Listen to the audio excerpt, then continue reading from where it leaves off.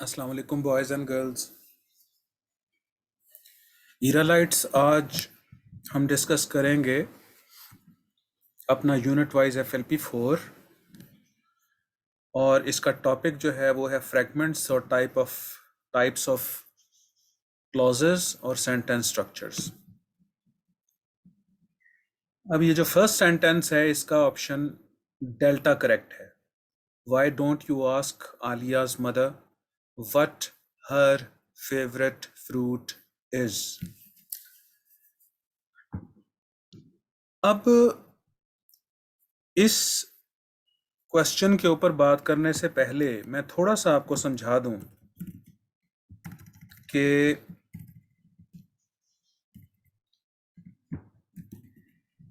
Clause as a subject क्या चीज़ है, इसको कैसे पहचाना जाता है। क्लॉज एज अ सब्जेक्ट, मिसाल के तौर पे सेंटेंस देखिए, सेंटेंस नंबर 1 है ये।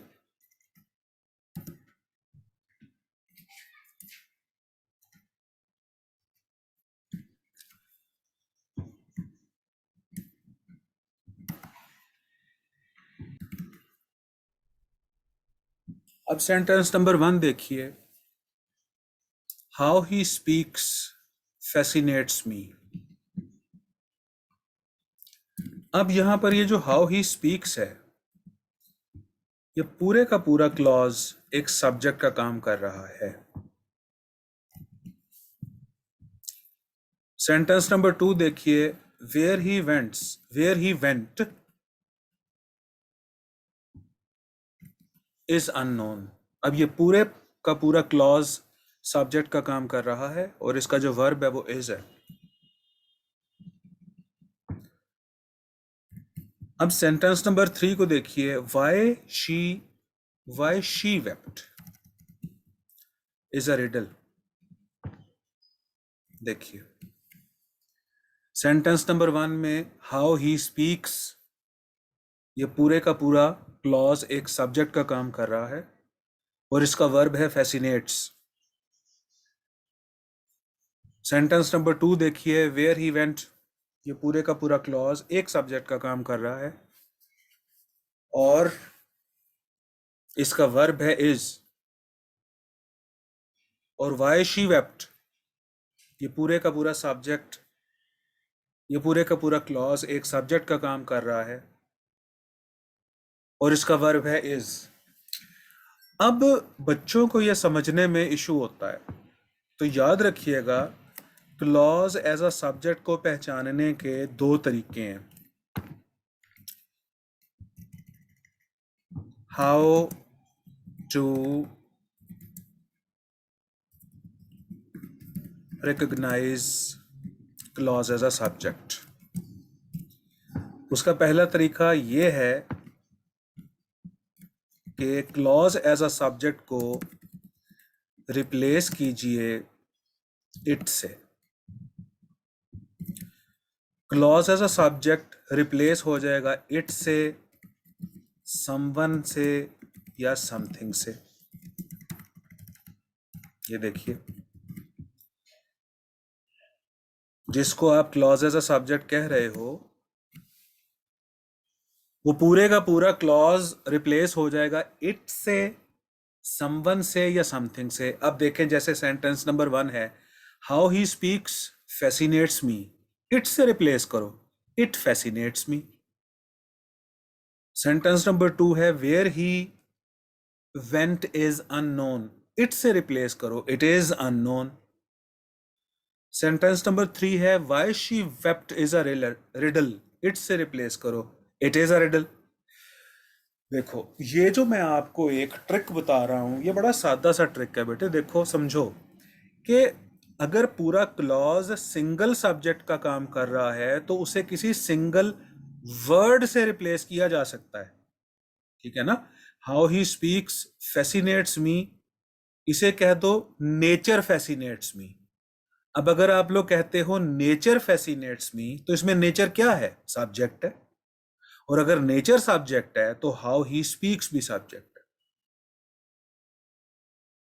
ठीक है। जैसे सेंटेंस नंबर 3 है, why she wept is a riddle, इसे किसी सिंगल सब्जेक्ट से रिप्लेस करो, life is a riddle. Life is a riddle. अब लाइफ इज अ रिडल में लाइफ सब्जेक्ट है, तो वाई शी वेप्ट ये पूरा सब्जेक्ट है। ठीक है।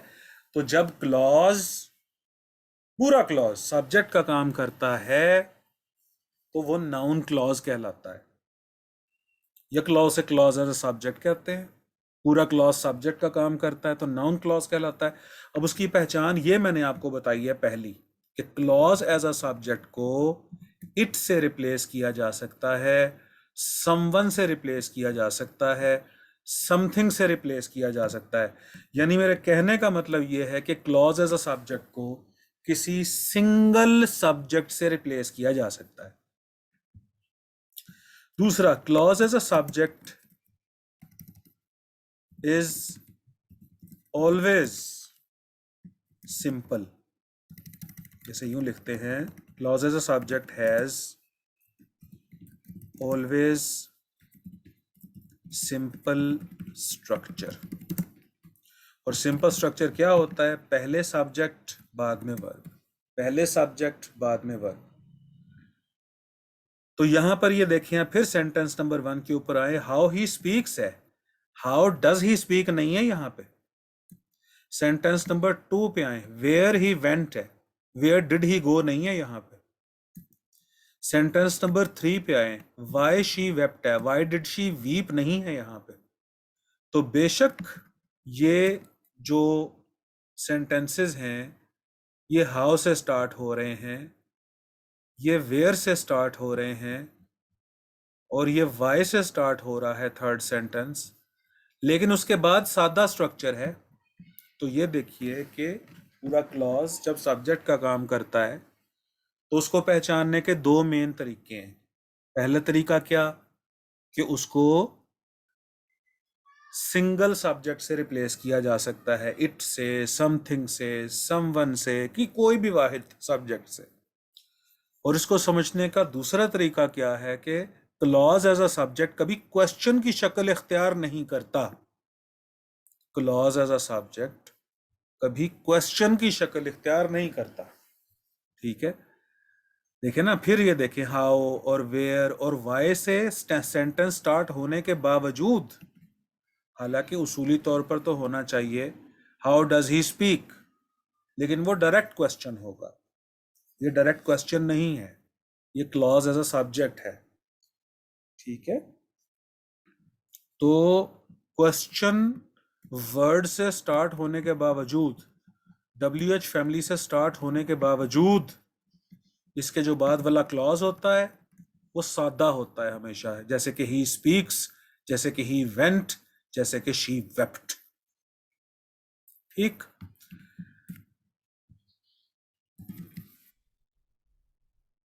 अच्छा जी, अब हम देखते हैं कि क्लॉज एज एन ऑब्जेक्ट क्या होता है। अगर पूरा क्लॉज ऑब्जेक्ट का काम करे तो उसमें भी यही दो क्वालिटीज होती हैं जो कि मैंने आपको अभी क्लॉज एज अ सब्जेक्ट की समझाई हैं। क्या क्वालिटीज होंगी उसमें? कि एक तो पूरे के पूरे क्लॉज को किसी सिंगल ऑब्जेक्ट से रिप्लेस किया जा सकता है, या वही तरीका, इट से रिप्लेस कर दो। I don't know where he went, I don't know him, I don't know the rule, I don't know the news. अच्छा, sentence number 2, does Ali know what my favorite color is? Does Ali know it? Does Ali know him? Does Ali know them? Acha. Sentence number 3. Did he recognize how they behaved? Did he recognize someone? Did he recognize something? फिर sentence number 1 देखिए, I don't know where he went, I don't know something, I don't know someone. Sentence number 2 देखिए, does Ali know what my favourite colour is, does Ali know something. तो वही ऊपर वाला rule है जो मैं यहां बता रहा हूं कि अगर आपने क्लॉज एज एन ऑब्जेक्ट भी पहचानना हो तो उसको समवन से, समथिंग से, इट से या किसी वाहिद ऑब्जेक्ट से रिप्लेस किया जा सकता है। लॉजिकली समझो ना बात, कि अगर पूरा क्लॉज ऑब्जेक्ट का काम कर रहा है तो उसे सिंगल ऑब्जेक्ट से रिप्लेस किया जा सकता है। अब अगली बात देखिए, वही रूल जो मैंने आपको ऊपर बताया था कि क्लॉज एज एन ऑब्जेक्ट हो तब भी वो क्वेश्चन स्ट्रक्चर में नहीं होता, बेशक वो WH फैमिली से ही स्टार्ट क्यों ना हो रहा हो। अब जरा देखो इस चीज को, वेयर के बाद डिड ही गो तो नहीं लिखा, वेयर ही वेंट लिखा है मैंने। What is my favourite colour तो नहीं लिखा, what my favourite colour is लिखा है मैंने। ठीक है ना, सादा फिक्रे, सादा स्ट्रक्चर का क्या मतलब होता है, पहले सब्जेक्ट बाद में वर्ब, पहले सब्जेक्ट बाद में वर्ब। तो व्हाट के बाद माई फेवरेट कलर इज, यानी colour subject is verb, he subject went verb, they subject behaved verb. तो याद रखना कि क्लॉज एज अ सब्जेक्ट हो तो बेशक वो WH फैमिली से क्यों ना स्टार्ट हो, उसके बाद में सादा फिक्रा आएगा, जैसे कि ही स्पीक्स, ये देखें ऊपर। फिर वेयर के बाद ही वेंट, फिर वाई के बाद शी वेप्ट। अब क्लॉज एज एन ऑब्जेक्ट हो तो भी WH फैमिली के बाद में सादा फिक्रा आएगा, where he went, what my favourite colour is, how they behaved. अच्छा, अगर ये सादा फिक्रा है माई फेवरेट कलर इज, तो ये क्वेश्चन मार्क किसका है फिर, ये इस डज का क्वेश्चन मार्क है, डज अली नो का, does Ali know him, question mark.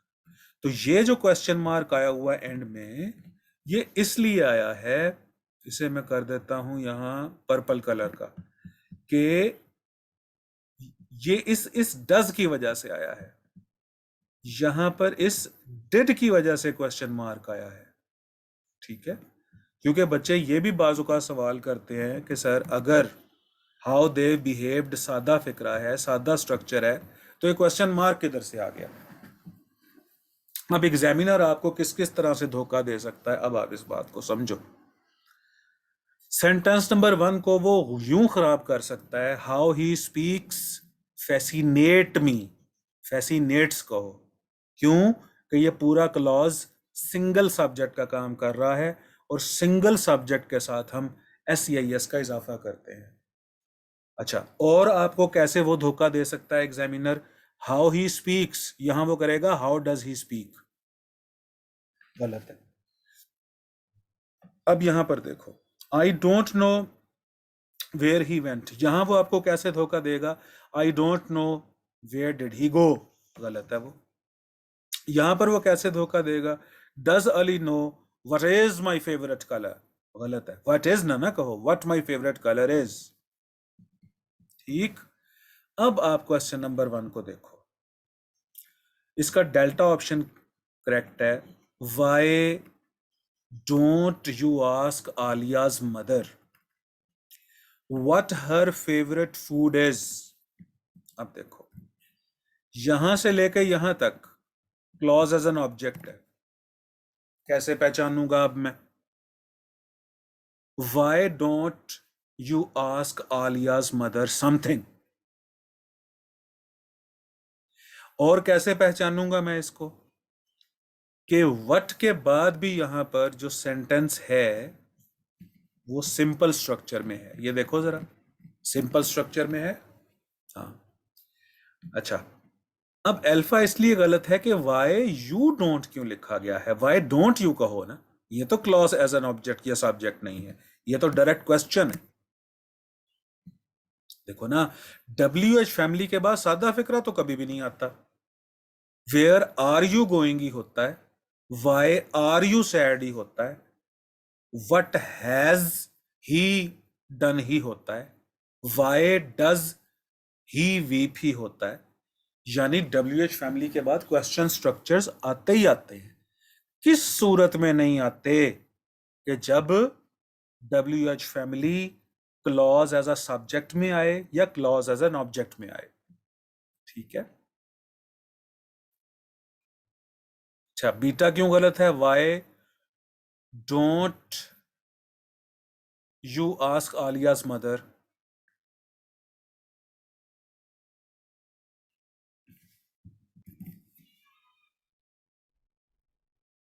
What is her favourite colour? तो यहां पर व्हाट इज वाले ये दोनों स्ट्रक्चर्स गलत हैं। ये देखो जरा, क्योंकि clause as an object question structure में नहीं होता, सादा फिक्रा होता है, भले वो WH फैमिली से ही क्यों ना स्टार्ट हो रहा हो। ये देखो, और चार्ली किस लिए गलत है? इसको भी वाई यू डोंट लिखा गया है, ये गलत है।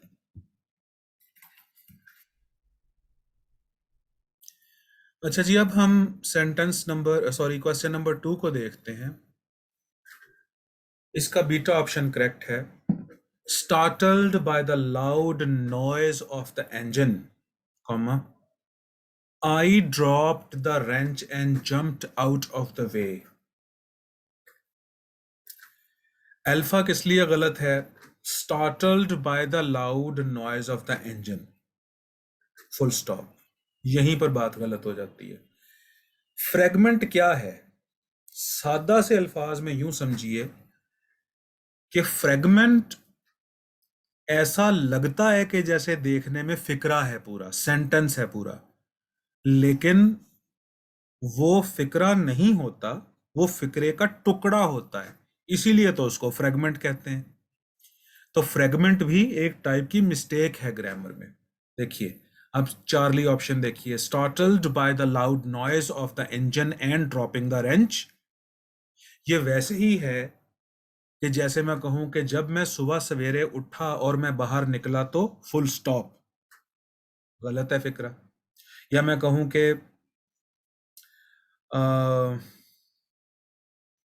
जब मैं टेलीफोन पर बात कर रहा था तो फुल स्टॉप, गलत है फिक्रा वो। तो सेंटेंस हम कहते ही उसको हैं कि जो एक मुकम्मल मफहूम देता है। अब चार्ली को देखो, ये फ्रेगमेंट क्यों है? Startled by the loud noise, बुलंद आवाज ने चौंका दिया। किसकी बुलंद आवाज? इंजन की। एंड ड्रॉपिंग द रेंच, और रेंच जो था वो ड्रॉप हो गया। तो किसने ड्रॉप किया? ये कॉन्सेप्ट ही क्लियर नहीं है। अब डेल्टा देखें, अब डेल्टा देखें कि कितना लॉन्ग एक स्ट्रक्चर है, ऐसा लगता है कि जैसे ये कोई फिक्रा है। Dropping the wrench and jumping out of the way. अच्छा, रेंच को गिराते हुए और उस जगह से जंप करते हुए, comma, startle bye the loud noise of the engine, परेशान हो गया, चौंक गया। कौन चौंका? यहां भी सब्जेक्ट नहीं है, bye the loud noise of the engine. Sentence का स्ट्रक्चर ऐसा है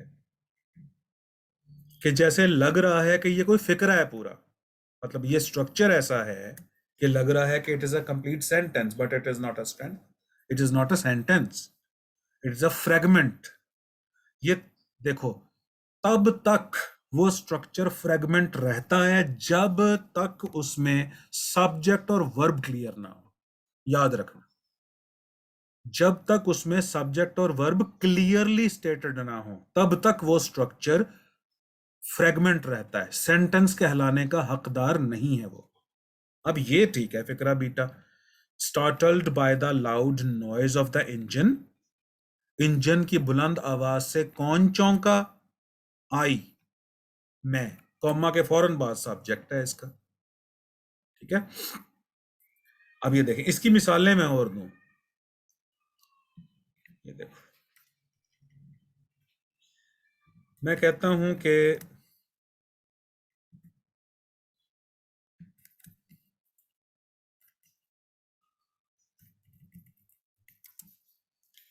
सिटिंग ऑन द ग्रास,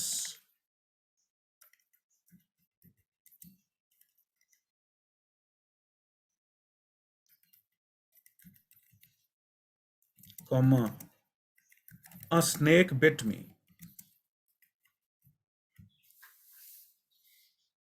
अब इस पूरे स्ट्रक्चर में घास पे जो बैठने की एक्टिविटी थी वो किसने की थी? वो है ही नहीं। तो ये सेंटेंस यूं होना चाहिए कि sitting on the grass, comma, I was bitten by a snake. अब सब्जेक्ट और वर्ब यहां पर आ गया। अगर आपका sentence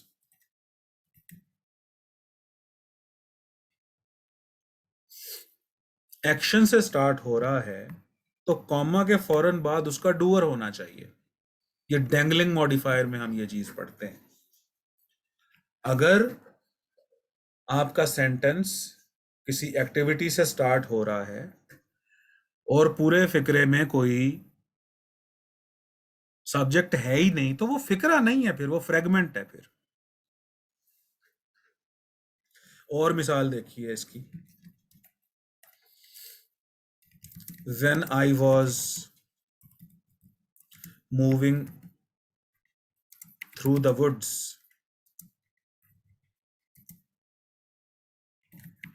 that had tall trees and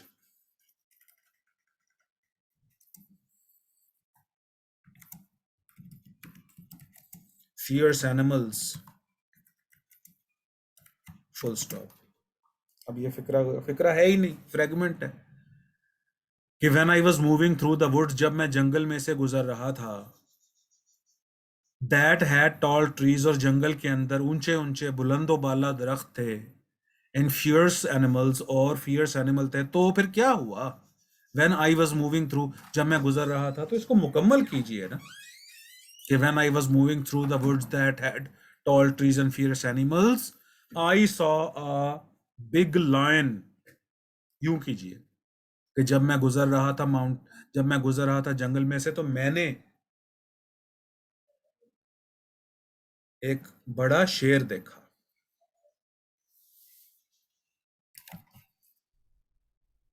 अब सेंटेंस नंबर 3 देखिए। द सिटीज, अल्फा करेक्टर है इसका। The cities on the west coast of Florida receive cool breezes and warm water from the Gulf of Mexico. मुकम्मल thought है ये। तो ये sentence है। बीटा में वही पूरा सेंटेंस वैसा ही है, सिर्फ स्टार्ट में वेयर एज लगा दिया गया है। जबकि वेस्ट कोस्ट ऑफ फ्लोरिडा की जो सिटीज हैं वो रिसीव करती हैं कूल वाटर, तो जबकि का आगे आंसर नहीं है, जबकि से रिलेटेड थॉट आगे मौजूद नहीं है। देखो ना, अल्फा है the cities of the west coast Florida receive, जो शहर हैं वेस्ट कोस्ट ऑफ फ्लोरिडा के, वो उसमें कूल ब्रीजेस होती हैं, वार्म वाटर होता है, ठीक है। और वो आता कहां से है? गल्फ ऑफ मैक्सिको से आता है। यानी फ्लोरिडा के जो शहर हैं वहां पर कूल ब्रीजेस और warm water gulf of Mexico से आता है। ये कंप्लीट पीस ऑफ इंफॉर्मेशन है। अल्फा करेक्ट है। बीटा में वेयर एज लगा के इसको फ्रेगमेंट बना दिया गया है। और चार्ली देखिए, receiving cool breezes and warm water from the Gulf of Mexico. कौन इसको रिसीव कर रहा है? अल्फा में तो west coast of Florida receive लिखा हुआ है, यानी ये सेंटेंस है आप, ये सब्जेक्ट है आपका, सिटीज है, सॉरी, ये जो सिटीज रिसीव, देखो इसको मैं अलहदा से कलर में कर देता हूं। सिटीज ऑफ फ्लोरिडा रिसीव, तो सिटीज आपका सब्जेक्ट है और रिसीव यहां पर वर्ब है।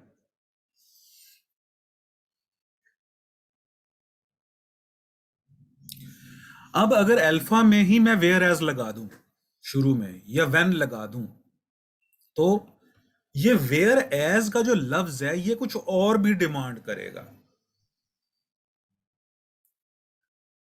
चार्ली जो है ये रिसीव कौन कर रहा है? इसका सब्जेक्ट नहीं है।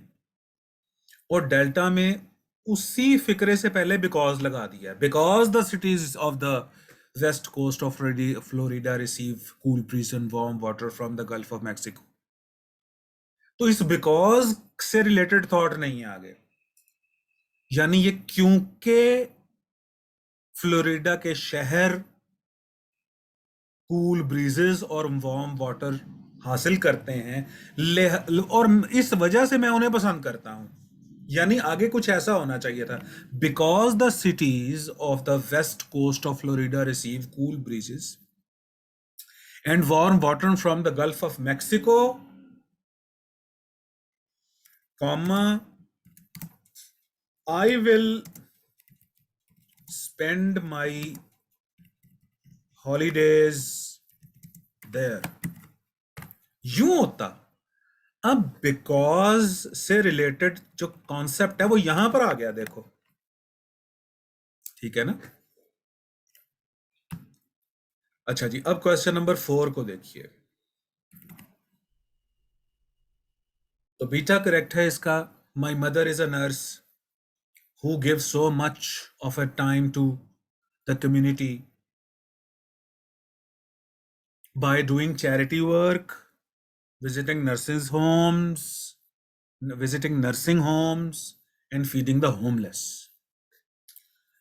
अच्छा, अल्फा इसलिए गलत है कि माई मदर का वर्ब किधर है, इज मिसिंग है। चार्ली इसलिए गलत है कि giving so much of her time to the community by doing charity work.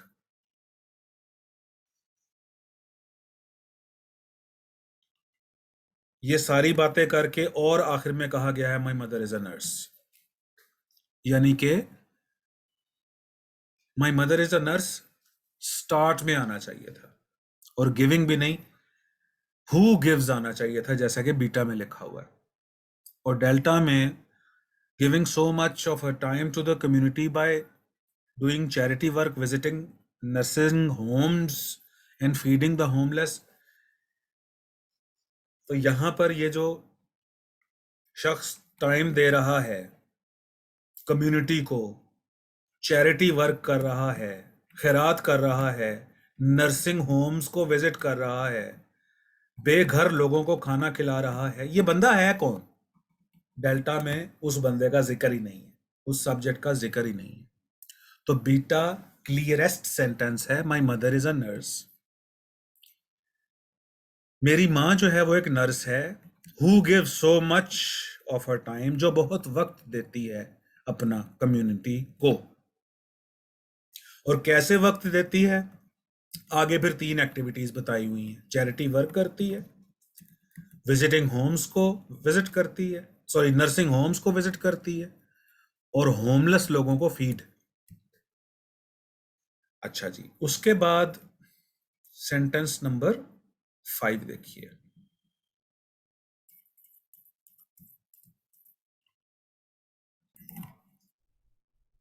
पांचवा अगर हम देखें तो इसमें चार्ली जो है वो करेक्ट है।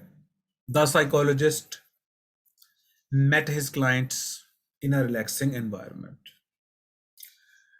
जो माहिर नफ्सियात था वो अपने क्लाइंट से मिला रिलैक्सिंग एनवायरनमेंट में, एंड एनकरेज्ड देम, और उनकी हौसला अफजाई की, to meditate after the session, कि जब सेशन उसका मुकम्मल हो तो फिर वो मेडिटेट करे।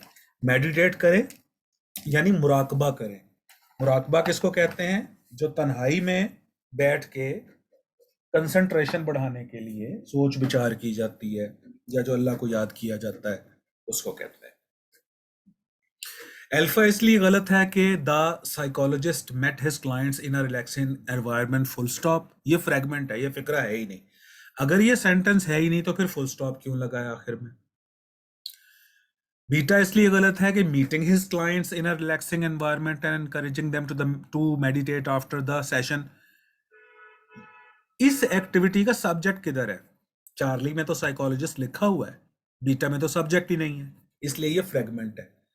डेल्टा है द साइकोलॉजिस्ट, जो साइकोलॉजिस्ट था, आफ्टर मीटिंग हिज क्लाइंट्स, उसने अपने क्लाइंट से मिलने के बाद क्या किया, खुद क्या किया। तो यहां पर अगर ये सेंटेंस यूं होता, the psychologist after meeting his clients, हम ऐसा करते हैं कि in a relaxing environment encouraging them to meditate after the session, इसको लगाते हैं साइड पे। अब हमारे पास सेंटेंस है the psychologist after meeting his clients went for a walk.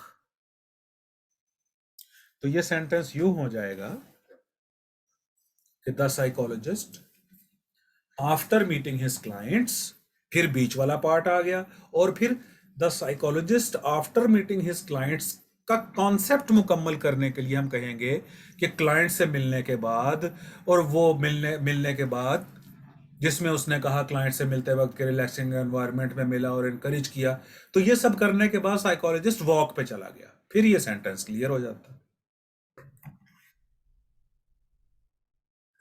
अच्छा, अब 6 को देखें, इसका बीटा ऑप्शन करेक्ट है। The officials were disgruntled by the reduction in health benefits because of the significant drop in tax revenue। जो officials थे वो disgruntled हुए। डिसग्रंटल्ड यानी डिससेटिस्फाइड हुए। अच्छा, अगर मतलब नहीं भी आता है इसका तो देखें कि ऑफिशियल्स सब्जेक्ट है यहां, ऑफिशियल्स,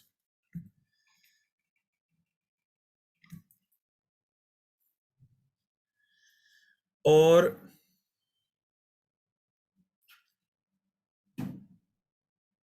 डिसग्रंटल्ड वर्ब है यहां। अच्छा, अल्फा में अब अगर देखें, disgruntled by the reduction in health benefits because of the significant drop in tax revenue. ये डिसग्रंटल हुआ क्यों, कौन हुआ, यहां पर मौजूद नहीं है। चार्ली में भी सेंटेंस स्ट्रक्चर की मिस्टेक है, because of the significant drop in tax revenue and reduction in health benefits. अच्छा, इसके आगे अगर यूं होता कि द ऑफिशियल्स वर डिसग्रंटल्ड तो फिर ठीक था, ठीक है ना। कॉज जो यहां बताई जा रही है, बिकॉज, ये देखिए, because of the significant drop, because of the significant drop की वजह से। अच्छा, हम ऐसा करते हैं कि ये जो इन tax revenue and reduction in health benefit है ना, इसको बना देते हैं नॉन एसेंशियल। फर्ज कर लेते हैं कि ये फिक्रा, ये पार्ट, ये फ्रेगमेंट यहां पर है ही नहीं। अब देखो, because of the significant drop comma the officials were disgruntled, तो ये भी फिक्रा सही हो जाता। और डेल्टा में सेंटेंस का स्ट्रक्चर ठीक नहीं है, disgruntled by the reduction in health benefits because of the significant drop in tax revenue were the officials, गलत है। अच्छा जी, अब अगर 7th को देखें हम, क्वेश्चन नंबर 7 का बीटा करेक्ट है। देखिए, सेंस, ये जो फ्रेगमेंट और स्ट्रक्चर्स वगैरह होते हैं ना, इनकी सेंसेस देखनी होती हैं। और क्या मैंने आपको 100 बातों की एक बात बताई है कि जो सेंस सेंटेंस की क्लियर होती है वो सब्जेक्ट और वर्ब के कॉम्बिनेशन से क्लियर होती है। अगर सब्जेक्ट और वर्ब दोनों क्लियर हैं सेंटेंस में तो उसकी सेंस भी क्लियर है, वरना वो फ्रेगमेंट है। बीटा देखें, रिवर्स जो दरिया होते हैं, cut deep canyons in the landscape, जमीन में डीप कैनियंस, गहरी खाइयां बना देते हैं या गहरी वादियां बना देते हैं लैंडस्केप में, weaving their way hundreds of mile through forests, और अपना रास्ता किस तरह बनाते हैं, hundreds of mile through forest and mountains अल्टिल they reach the ocean. अच्छा, तो यहां रिवर्स का बिहेवियर बताया गया है कि लैंडस्केप में खाइयां बनाते जाते हैं, वादियां बनाते जाते हैं, और अपना रास्ता बनाते हैं, फॉरेस्ट से गुजरते हैं, माउंटेन से गुजरते हैं, और फिर ओशन तक पहुंच जाते हैं। अल्फा को देखें तो reverse cut deep canyon in the landscape, full stop. चलें, ये तो फिक्रा हो गया। Weaving their way hundreds of miles, अब ये आगे फ्रेगमेंट है, ये देखो, यहां से लेके यहां तक ये फ्रेगमेंट है, क्योंकि ये अलहदा एक स्ट्रक्चर है ना। Charlie weaving their way hundreds of miles through the forest, अपना जो रास्ता बना रहे हैं वो कौन है, सब्जेक्ट नहीं है यहां पे। अच्छा, डेल्टा है reverse while cutting deep canyons, यानी जब दरिया जब डीप कैनियंस बना रहे होते हैं तो क्या करते हैं, तो आगे इसकी थॉट नहीं थी। देखो, इस फिक्रे को यूं सही किया जा सकता है, reverse, while cutting deep canyons in the landscape destroy many villages। जब वो डीप कैनियंस बना रहे होते हैं तो कई देहातों को भी नुकसान पहुंचाते हैं। तो ये कॉन्सेप्ट पूरा होता है इसका। अच्छा जी, एट्थ सेंटेंस अब देखें। एट्थ जो है इसका चार्ली करेक्ट है। Ahmad looked grudgingly at his brother when his brother's obedience was appreciated by the parents, by their parents। अच्छा, अहमद ने ग्रजिंगली देखा, ग्रज के साथ, गुस्से के साथ, इनाद के साथ अपने भाई पे, जब उसके भाई की ताबेदारी को अप्रिशिएट किया जा रहा था और उसके पेरेंट्स अप्रिशिएट कर रहे थे। सेंटेंस क्लियर है। अल्फा देखें, Ahmed while looking grudgingly at his brother. Ahmed जब ग्रजिंगली देख रहा था, तो इस वाइल का आंसर देने वाला आगे स्ट्रक्चर नहीं है। Ahmad while looking grudgingly at his brother, comma, he also looked, he also stamped his feet।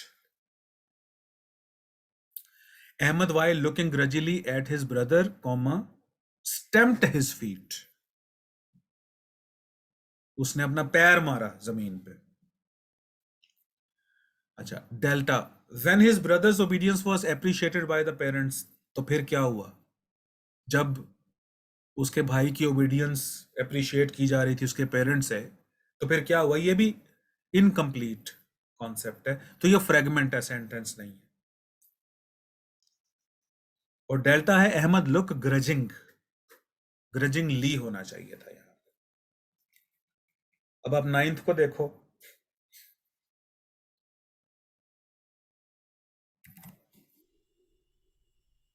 It is so kind of, ninth जो है इसका अल्फा करेक्ट है। It is so kind of my colleagues to help me with my pending work. ये देखो जरा, it is,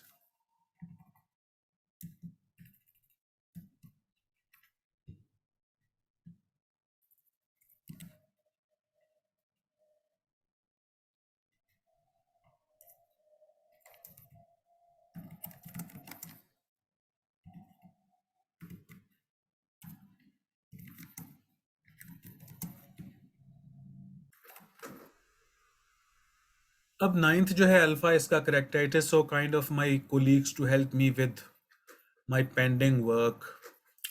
ये असल में स्ट्रक्चर है, आप इसको इस तरह से जहन में रखिए कि इट और उसके बाद बी और उसके बाद एडजेक्टिव और उसके बाद इन्फिनेटिव। इन्फिनेटिव हम कहते हैं टू और वर्ब की फर्स्ट फॉर्म को। अच्छा, बी क्या चीज है, is, am, are, was, were, be, been. अच्छा, इट इज नाइस, इट यहां पर, उसके बाद इज बी फैमिली का रुकन हो गया, नाइस एडजेक्टिव हो गया। इट वाज काइंड, वॉज यहां पर बी फैमिली का रुकन हो गया, काइंड एडजेक्टिव हो गया।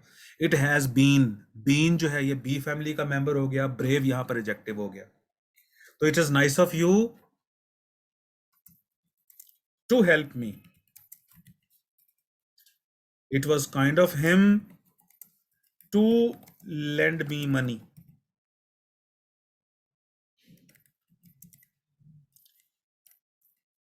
It has been brave of them to fight against a huge army। ये देखो, तो सबसे पहले इट, फिर बी फैमिली, फिर एडजेक्टिव और उसके बाद इन्फिनेटिव। अब बीटा में हेल्पिंग गलत है, चार्ली में अकेला हेल्प गलत है, और डेल्टा में टू हेल्पिंग गलत है। टेंथ जो है, इसका डेल्टा करेक्ट है। With great curiosity Mary cautiously pushed the door of the cellar open। अच्छा, अब पुश्ड यहां पर वर्ब है। आप कहोगे कि अगर पुश्ड वर्ब है, अगर आप कहोगे कि पुश्ड जो है वो वर्ब है, तो आगे फिर ओपन क्यों आया? ओपनली आना चाहिए था ना, क्योंकि वर्ब को जो मॉडिफाई करता है वो एड वर्ब होता है। ठीक है, ये एक और स्ट्रक्चर है जिसमें वर्ब के बाद स्टेट्स आती हैं, हालतें आती हैं। अब मैं आपको मिसाल बताता हूं।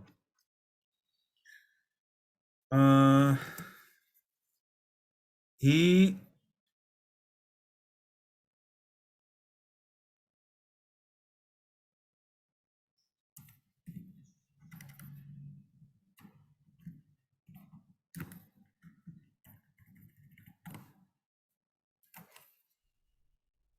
जी, तो आपको मैं गुजारिश ये कर रहा था कि आप मुझे कहोगे